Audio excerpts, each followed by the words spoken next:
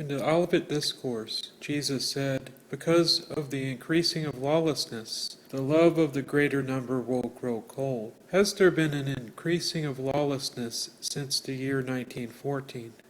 When we read or watch news reports of horrific crimes, or if you've been a victim of crime yourself, it could be quite easy to believe that our generation is worse than any that preceded it. Those who believe that the last days begin in 1914 have said, since 1914, there is an increasing of lawlessness on a magnitude unlike any period in history. And it is true, past generations had criminals too, but never before has crime been seen as pervasive as it is now. However horrific a crime can be in our modern era, were things better before 1914? What do the experts say? The book, The Growth of Crime, says, a longer view, peering into the Middle Ages, or even the 18th century, might well give more substance to the theory. With all our crime, our society as a whole is more secure, less savage than theirs. The mere fact that towns had to be walled, that castles had to provide refuge for the surrounding villagers and their belongings, that travelers had to take their own protection with them, bears witness to the constant threat of brigands as well as the needs of warfare. John Bellamy, in the book Crime and Public Order in England in the later Middle Ages, says, in the most modern Western societies, the level of crime that has been so reduced that the misdeeds of the few serve rather to provide the ordinary citizen with escapist entertainment than to instill a sense of fear.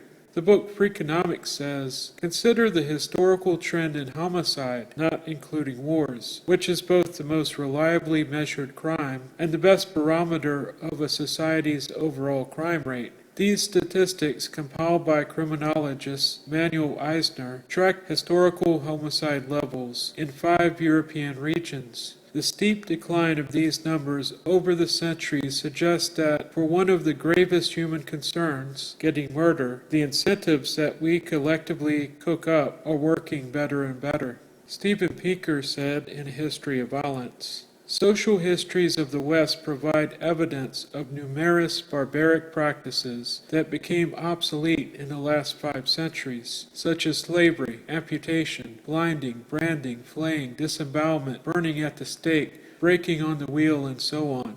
Meanwhile, for another kind of violence, homicide, the data are abundant and striking. The criminologist Manuel Eisner has assembled hundreds of homicide estimates from Western Europe localities that kept records at some point between 1200 and the mid-1990s. In every country he analyzed, murder rates declined steeply. For example, from 25 homicides per 100,000 Englishmen in the 14th century to 0.6 per 100,000 by the early 1960s. The work, Long-Term Historical Trends in Violent Crime, states, research on the history of crime from the 13th century until the end of the 20th has burgeoned and has greatly increased understanding of historical trends in crime and crime control. Serious interpersonal violence decreased remarkably in Europe between the mid-16th and early 20th centuries. Different long-term trajectories in the decline of homicide can be distinguished between various European regions. Age and sex patterns in serious violent offending, however, have changed very little over several centuries. The long-term decline in homicide rates seem to go along with a disproportionate decline in elite homicide and a drop in male-to-male conflicts in public space. A range of theoretical explanations for the long-term decline have been offered, including the effects of the civilizing process, strengthening state powers, the Protestant Reformation, and modern individualism, but most theorizing has been post ad hoc. When compared to centuries ago, there has been a long-term decline in homicides and other crimes. Since 1914, each nation or region has seen fluctuations of increasing and decreasing statistics. For instance, since the 1990s especially, violent crime in many parts of the world has been on the decline. What the future holds for any given locality is impossible to predict, but in comparison to centuries past, lawlessness is not what it used to be. What about the attitudes and morals of people today as compared to previous generations? One prominent thinker said, "What is happening to our young people? They disrespect their elders. They disobey their parents. They ignore the law. They riot in the streets inflamed with wild notions. Their morals are decaying. What is to become of them?" Who said this? The 4th century BC philosopher Plato.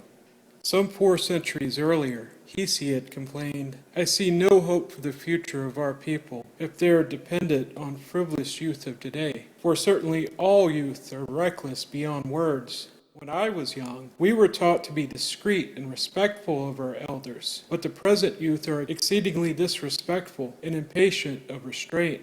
If we are inclined to believe that in our times morals are worse than at any time in human history, we would do well to keep in mind that people in ancient times believed the same thing.